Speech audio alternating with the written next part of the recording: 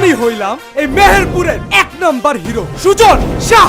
ঈদ উল আজহায় মুক্তি পাওয়ার কথা ছিল সিয়াম বুবলির জঙ্গলি সিনেমা, কিন্তু ছবিটির নির্মাতা রাহিম জানালেন সময় স্বল্পতার কারণে ঈদে পর্দায় দেখা যাবে না প্রতীক্ষিত সিনেমাটি। ভক্তদের প্রশ্ন, সত্যি কি তাই, নাকি শাকিব মিমির উড়াধরা গান দেখি নির্মাতা পিছিয়ে গেলেন? বিষয়টি শুনুন তাহলে। আসমানে যেদিন তারা উঠবো সেই দিন তো সুজন তোর তুমি কোন শহরের মাইয়া গো লাগে উড়াধুরা। মুক্তি না পাওয়ার কারণ হিসেবে ইমরাহিম জানালেন, টানা শুটিং করেছি আমরা, একই সঙ্গে ভারতে চলছিল ছবির পোস্ট প্রোডাকশনের কাজ। শুটিংয়ের পাশাপাশি ডাবিংও চলছিল ঢাকায়।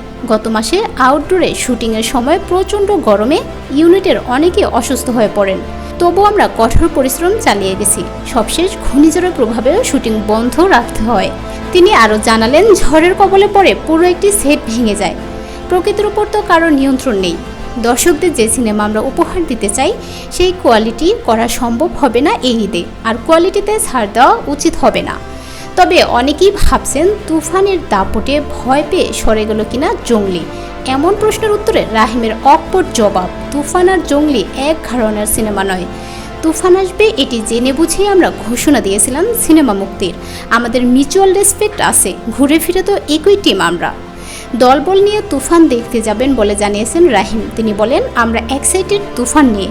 আমার বিশ্বাস শাকিব ভাই, রাফি ভাইরও আমাদের সিনেমা দেখতে হলে আসবেন।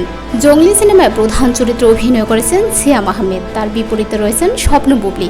ছবিটির অন্যান্য চরিত্র সম্পর্কে জানা গেছে এতে আরও অভিনয় করেছেন দিলারা জামান, শহীদুজ্জামান সেলিম, রাশেদ মামুন, অপু, সোহেল খান, এরফান মির্জা, শিবলু প্রমুখ।